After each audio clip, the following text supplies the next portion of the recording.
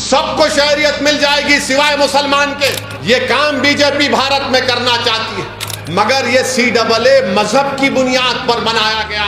तो NPR कहेगा कि लाओ कागज लाओ, अपने दादा का बर्थ सर्टिफिकेट दिखाओ। मेरे अजीज दोस्तों और बुजुर्गों, CAA के कानून के रूल्स बनाए जाने का बीजेपी कह रही है। मैं फिर से कह रहा हूं, CAA बनेगा तो ये आज बीजेपी ऐसे दुमछल्लों को तैयार करी है, इन चमचों को जो टोपियां पहनकर आकर बोल रहे नहीं CAA से कुछ नहीं होता। दीवाने, तू जमीर बेच सकता है बीजेपी RSS की चौखट पर, मर तो सच्चाई को नहीं छुपा सकता। CAA को देखना है तो NPR के जरिए देखना पड़ेगा, और CAA होगा तो NPR कहेगा कि लाओ कागज लाओ, अपने दादा का बर्थ सर्टिफिकेट दिखाओ। जो नहीं दिखाएगा डाउटफुल लिस्ट में उसको डाल दिया जाएगा। और सबसे ज्यादा तकलीफ होगी भारत में मुसलमानों को, दलितों को, आदिवासियों को।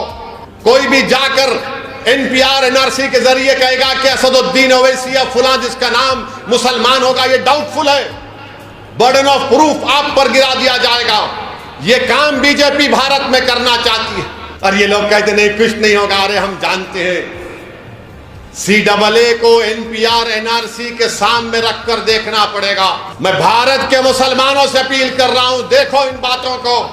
मैं जज्बात में लाने के लिए नहीं कह रहा हूं, सच्चाई बयान कर रहा हूं। और RSS बीजेपी के लोग बोलेंगे ओवैसी भड़काऊ भाषण दे रहा है, नहीं दे रहा हूं। ओवैसी बांग्लादेश, पाकिस्तान और अफगानिस्तान के सिखों को सिटीजनशिप नहीं देने की बात कर रहा है, नहीं कह रहा हूं। दो उनको कानून है, मगर ये CAA मजहब की बुनियाद पर बनाया गया।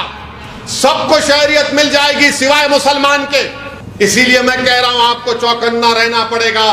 इसीलिए आपसे कह रहा हूं कि मंजलिस से मुखालिफत, ये मुखालिफिन यही करना चाहते हैं कि CAA आ जाए।